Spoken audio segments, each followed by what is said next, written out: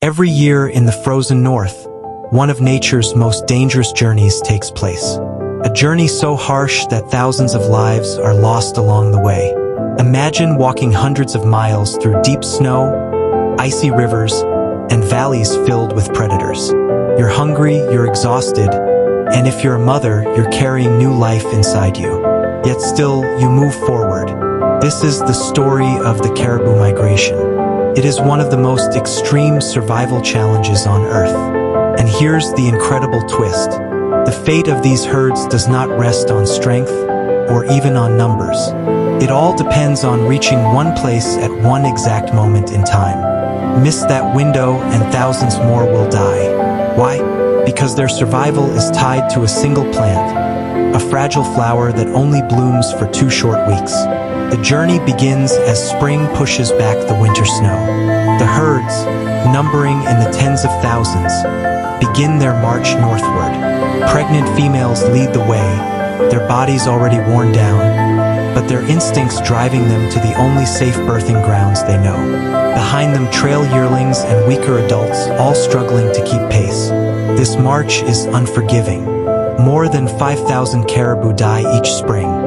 Some collapse from exhaustion, others fall behind and are caught by wolves or bears. The most heartbreaking scenes happen when mothers are forced to make an impossible choice. A calf too tired to go on, a yearling unable to match the pace. The herd cannot stop for them.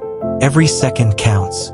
Staying behind means risking everyone's survival. And so, with predators closing in, mothers abandon their young to almost certain death. It is sacrifice written into the rhythm of this journey. But what could be worth such cruelty?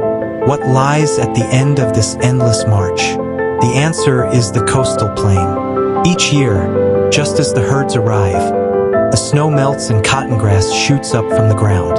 This humble plant, with its white, cotton-like flowers, holds the key to life. For only a brief 2 weeks, cotton grass is packed with rich nutrients that caribou desperately need. Arrive too early, and the plants have not yet sprouted. Arrive too late, and the energy-rich moment has passed. Timing is everything, and nature allows no second chances. For mothers, this timing means survival for the next generation.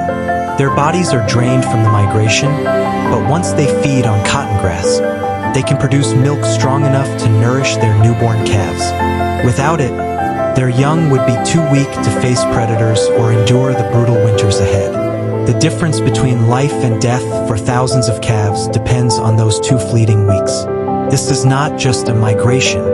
It is a razor's edge gamble, repeated every spring. It's a race where predators lurk at every turn. Exhaustion claims thousands, and a flower decides the fate of the herd. The caribou are not simply traveling. They are fighting the clock, moving with precision through a deadly landscape, all for a narrow chance at renewal. And yet, year after year, they make this journey. Against impossible odds, enough survive.